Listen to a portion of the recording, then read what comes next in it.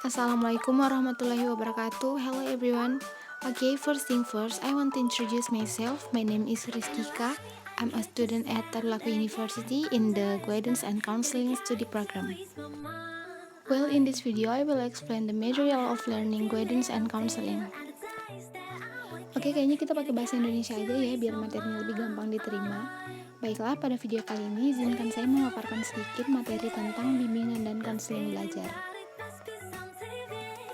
Jadi pada materi kali ini saya akan membawakan 4 pembahasan, yaitu yang pertama, pengertian bimbingan dan konseling belajar, yang kedua, tujuan bimbingan dan konseling belajar, yang ketiga, fungsi bimbingan dan konseling belajar, dan yang terakhir, bentuk-bentuk bimbingan dan konseling belajar.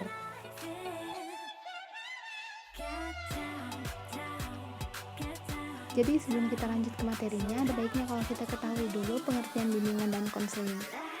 Jadi bimbingan dan konseling adalah proses pemberian bantuan yang dilakukan melalui wawancara konseling secara face to face oleh seorang ahli atau konselor kepada individu yang mengalami masalah atau disebut konseli dengan tujuan untuk mengatasi masalah yang dihadapi konseli serta memanfaatkan berbagai potensi yang dimilikinya.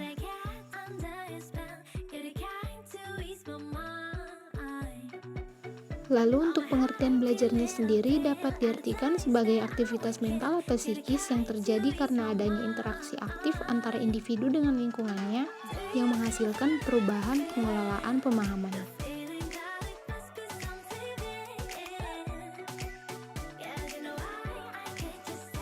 Sehingga dapat diartikan bimbingan dan konseling belajar adalah bimbingan kepada individu yang bertujuan untuk membantu individu dalam mengatasi masalah-masalah dalam belajar. Lanjut ke pembahasan berikutnya yaitu tujuan bimbingan dan konseling belajar. Di sini terdapat 2 tujuan. Yang pertama tujuan umum, lalu ada tujuan khusus. Tujuan umum bimbingan dan konseling belajar yaitu untuk membantu konseli mencapai perkembangan optimal dan kemandirian dalam belajar. Sementara untuk tujuan khususnya, yang pertama, memfasilitasi konseli agar memiliki sikap, pengetahuan, dan keterampilan yang berkontribusi terhadap pembelajaran yang efektif di sekolah maupun belajar sepanjang hayat. Kedua, memfasilitasi konseli agar memiliki kesadaran akan potensi yang dimiliki secara akademik maupun non-akademik dan sadar akan hambatan yang mungkin muncul dalam proses belajar.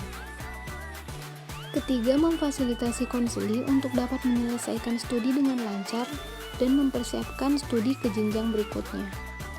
Yang terakhir, memfasilitasi konseli agar mampu mengatasi hambatan maupun kesulitan dalam belajar dan melihat keterkaitan akademik dengan dunia kerja, kehidupan di masyarakat, dan komunitas. Pembahasan berikutnya ada fungsi bimbingan dan konseling belajar. Terdapat 4 poin di sini. Pertama, mencegah timbulnya masalah dalam belajar, lalu menyalurkan siswa sesuai dengan bakat dan minatnya, sehingga belajar berkembang secara optimal agar siswa dapat menyesuaikan diri dengan lingkungan belajar.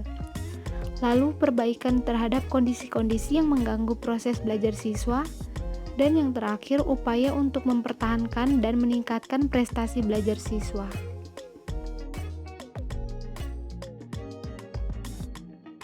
Masuk ke pembahasan yang terakhir yaitu bentuk-bentuk bimbingan dan konseling belajar.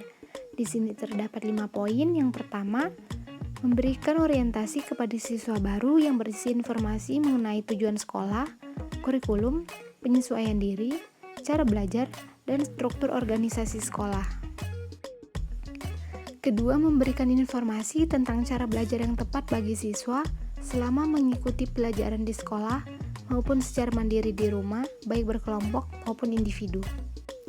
Yang ketiga, memberikan informasi tentang jurusan maupun program studi yang sesuai bagi siswa untuk melanjutkan pendidikannya pada tingkat yang lebih tinggi. Yang keempat, melakukan pengumpulan data yang berhubungan dengan siswa agar bimbingan belajar dapat terlaksana dengan baik, seperti minat, bakat, cita-cita, hasil belajar masing-masing siswa, dan lain sebagainya. Dan yang terakhir, membantu siswa dalam mengatasi kesulitan belajar, membentuk kelompok belajar, dan mengatur kegiatan kelompok dengan cara melakukan wawancara dengan siswa untuk memilih membicarakan kesulitan belajarnya agar dapat ditemukan penyebab dan bagaimana cara mengatasinya. Well, itu tadi sedikit pembahasan dari saya mengenai materi bimbingan dan konseling belajar. Semoga dapat bermanfaat dan terima kasih.